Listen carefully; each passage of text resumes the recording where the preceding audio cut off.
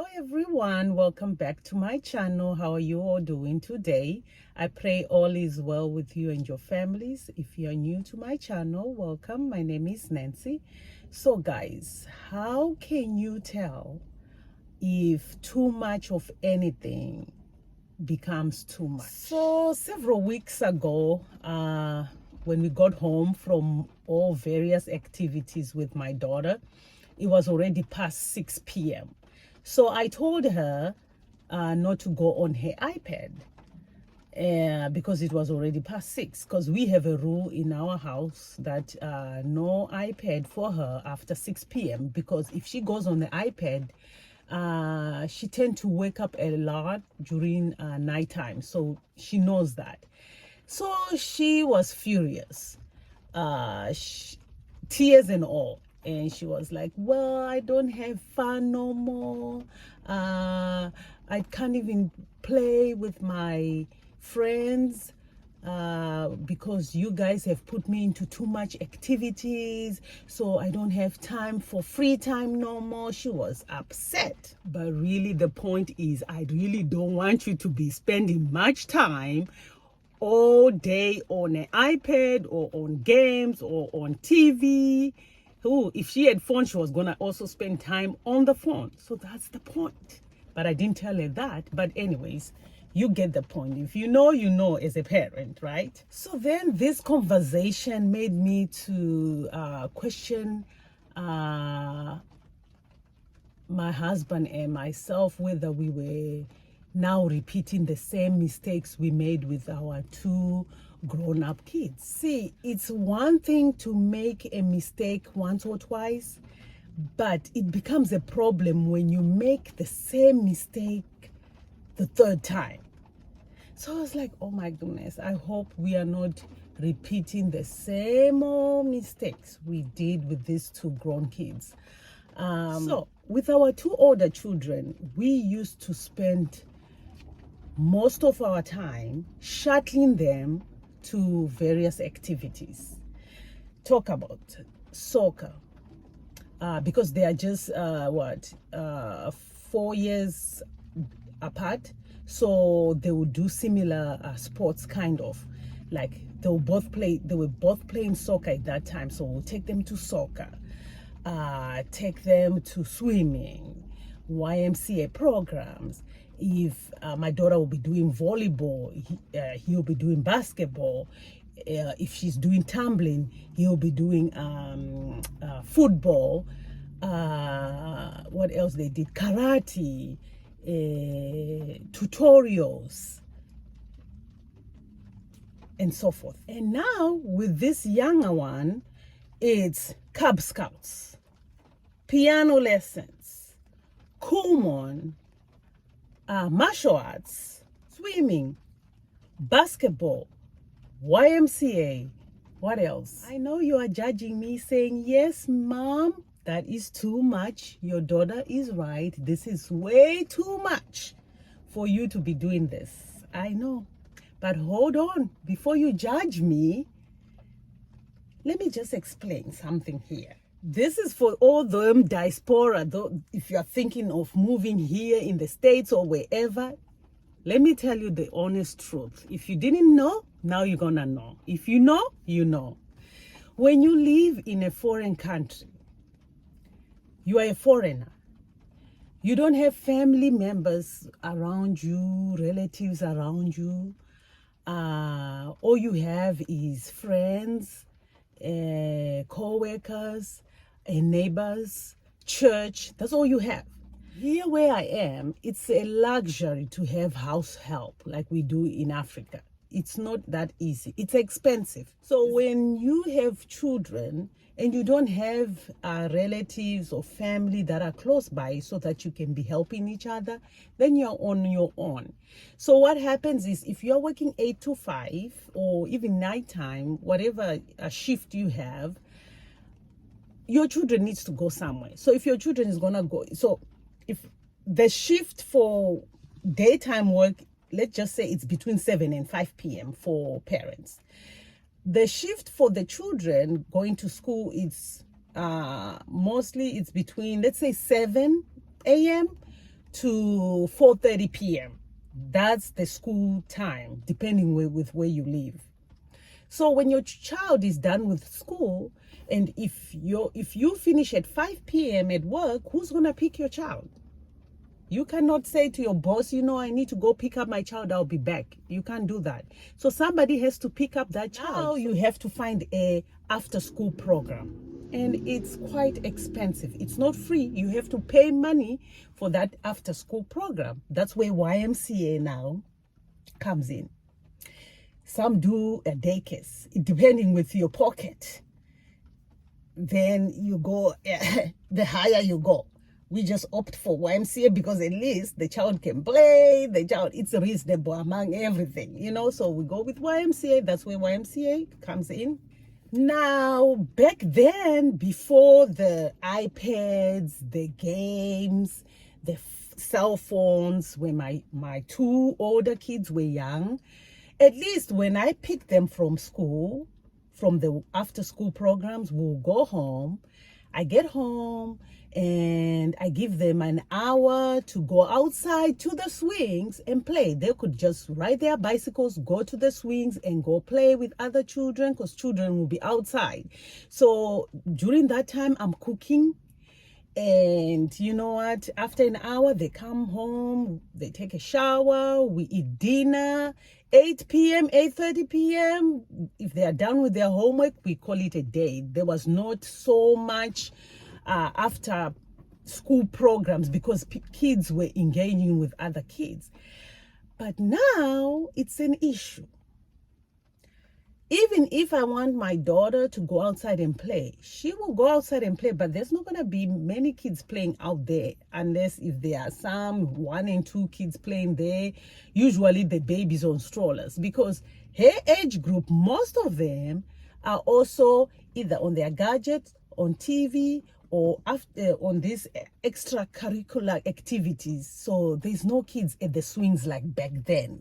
That used to be, it used to be a thing. Not now. It's not a thing no more. So these extracurricular activities will keep your children occupied, and you will keep your mind at peace. You don't want to kill anybody because you are annoyed, you are tired, you don't want to snap at anyone. So that's why parents now find these activities so that their children can be happy. They are not so much bored.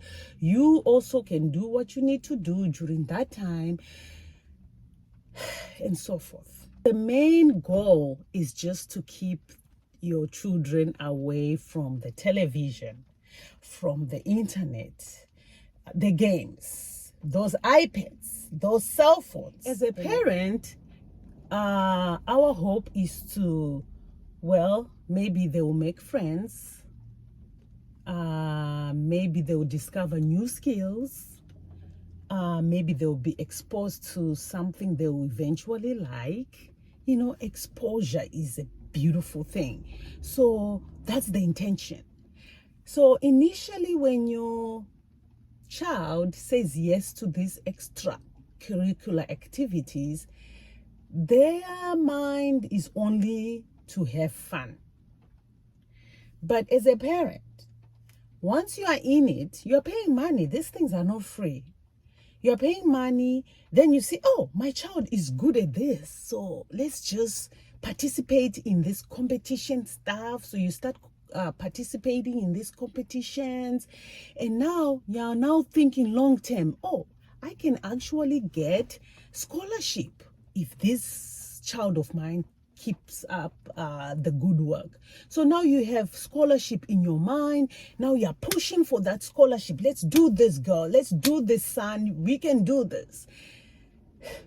It becomes a problem. Also, when the kids spend so much time on TV or on the games, on the iPads, whatever, they become so annoying, so irritated, because those things are not good. We all know that. Even us as adults, when the minute you spend so much time scrolling on that, you're gonna be so irritated with everything, because you're just scrolling, seeing other people winning or that look like they are winning in life, and then you're looking at your life like, okay, so what am I doing, so it's the same thing. So with our older kids, we started noticing our mood changes because now we were not on the same page. We wanted them to go get this, this scholarship, get this, you can do this you can succeed, you can actually earn money doing this. But they were like, this is not fun no more, I'm not interested. So we started seeing mood changes. They would get irritated. We started seeing grades were declining. Exclusion. They would go in their rooms. They don't want to hang out no more.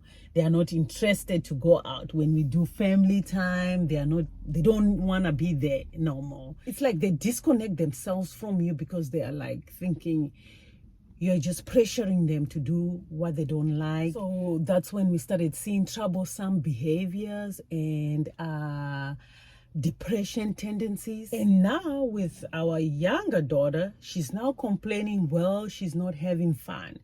Her fun time is being taken away with these activities because she misses playing with her friends, not at the park, no, on that iPad, where they'll be chatting. And I don't know who created this, where they can actually chat live, talk, you'll be hearing them talk. They even do video calls. They can see each other, playing games, playing the same game. Genius, by the way, but it just has affected the kids. Like they're not even interested to go to the park no more because they'll be like, oh, I'll just meet up with my friend on the game. It's quite concerning. Let me put it like that. So how do we as parents have our children participate in these extracurricular activities without overdoing it? How can we do it? How do we balance it?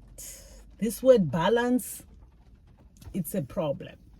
How do we balance? Some experts, they say you have to allow your child to choose what they want. Do not choose for your child the extracurricular activities they need to do. Let them choose. And if they don't want to do it, do not force them to do it. I agree, but I have a problem with that. This is my issue with this one. I work with children, and most children nowadays, they don't like challenge. They don't like a challenge at all. They like easy stuff.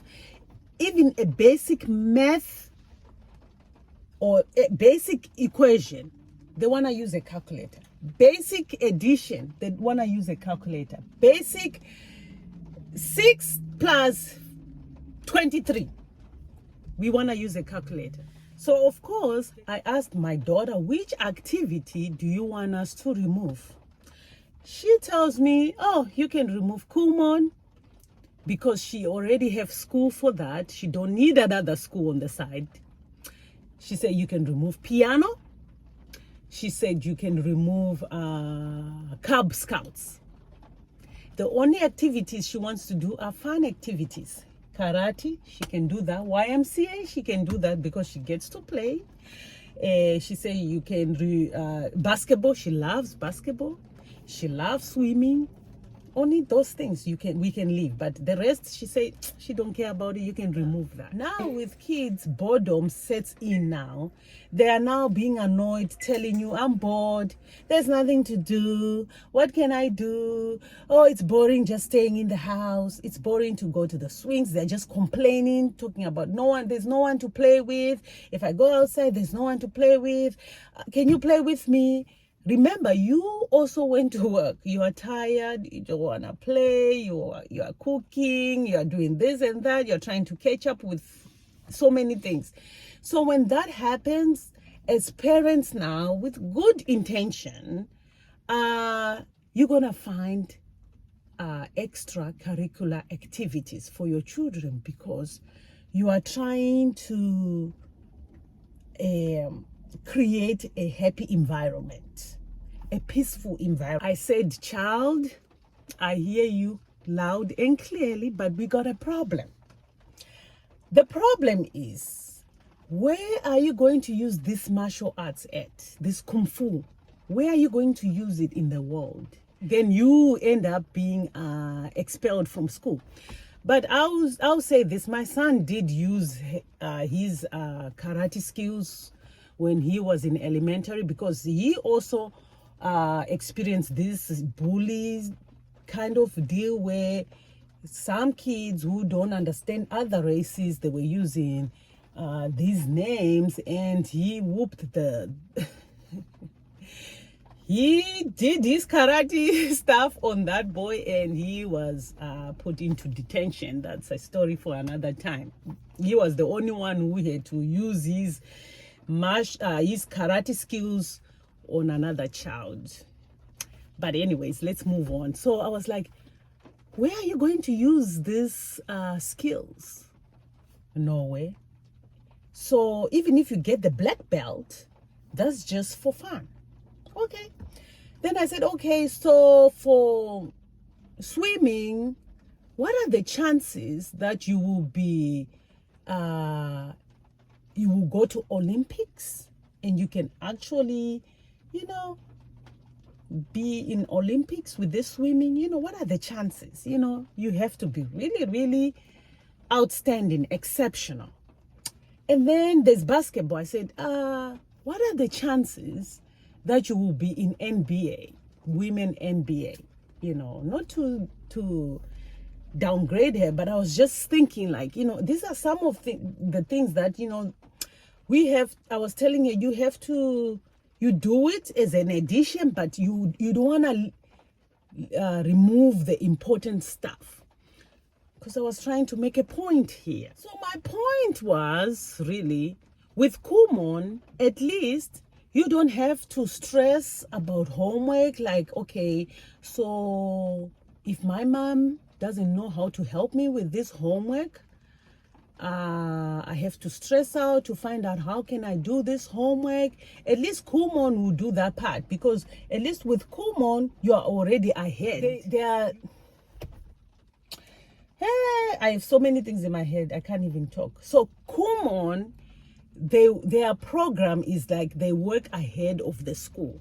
So the time she learns about something at school, she's already ahead. So I don't have to stress like with college stuff being taught at elementary level. And I'm not exaggerating. These kids will be bringing these homeworks where I'm like thinking like, okay, am I back at college again? So I don't have to stress with that. So Kumon is an advantage. It just gives us rest, both the parent and the child. That's what I think.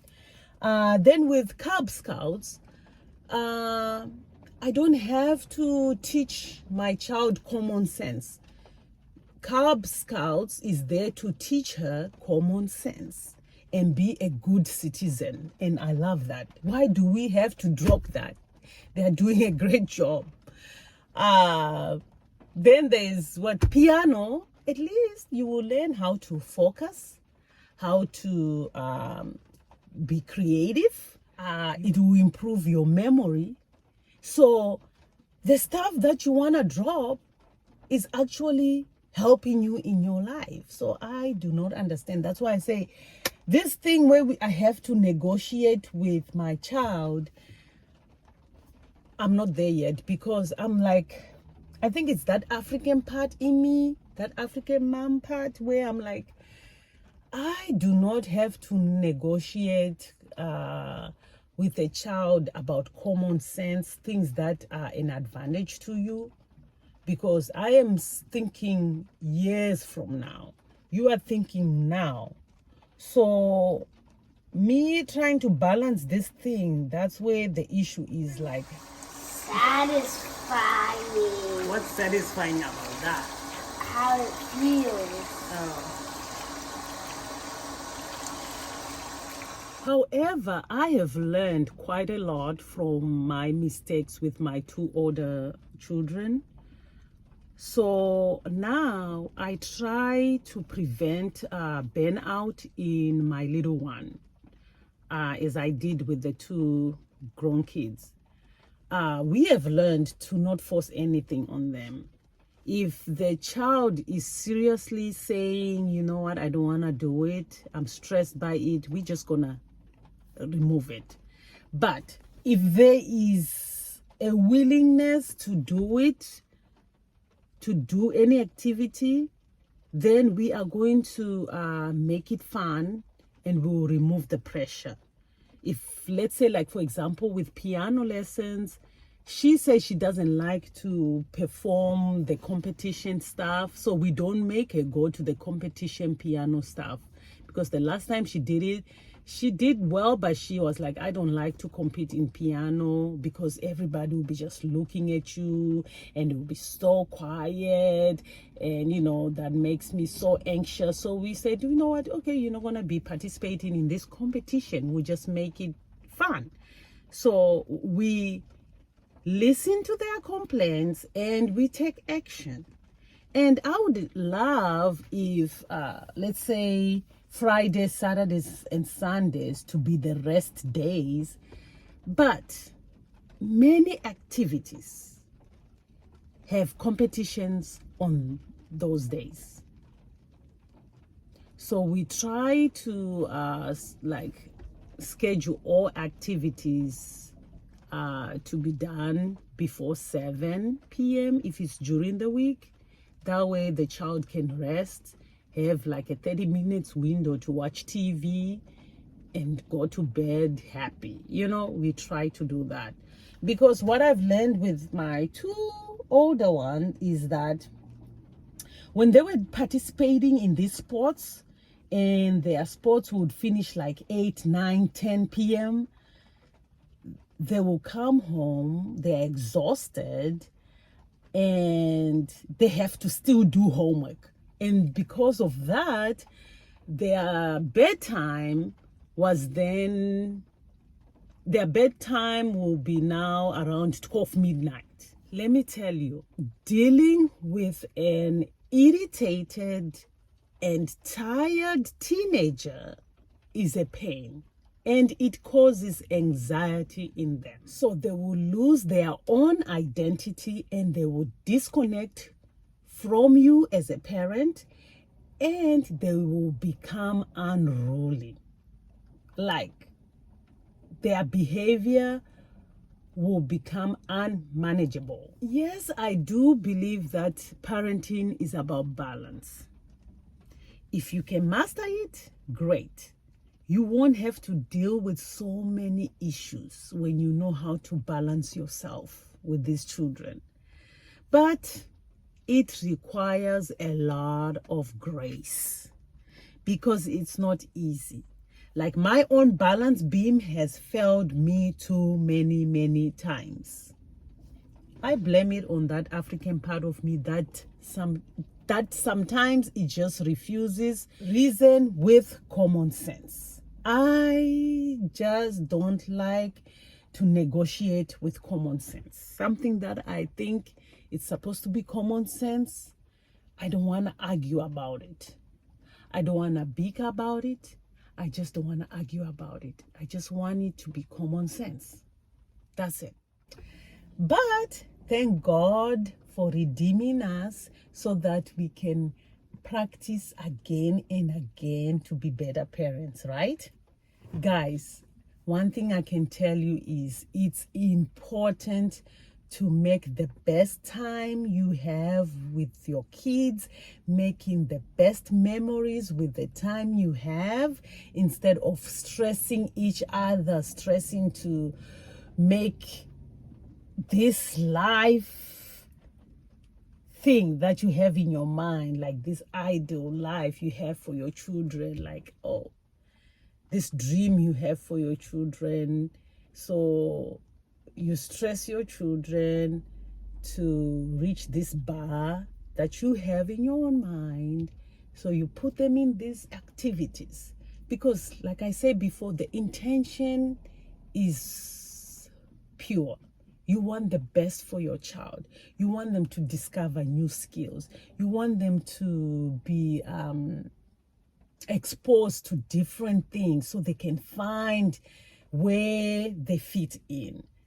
But if your intention isn't received well, now you need to figure out how you can balance it where you are directing your kids on the right path without overwhelming them with stuff. That's where that balance needs to kick in. Hey, if you are a foreigner and you participate in these extracurricular activities with your children, let me know how you balance it. You know, how do you do it? How do you work it out? How do you keep it healthy? How do you not overwhelm them with these activities? How many do you do in a week? How do you keep it balanced between the activities and playtime and these gadgets? How do you do it? Let me know in the chat. But anyways, guys, may God help us in this journey of parenting. You have a blessed, wonderful week. I will see you in my next video. Thank you for watching. Bye.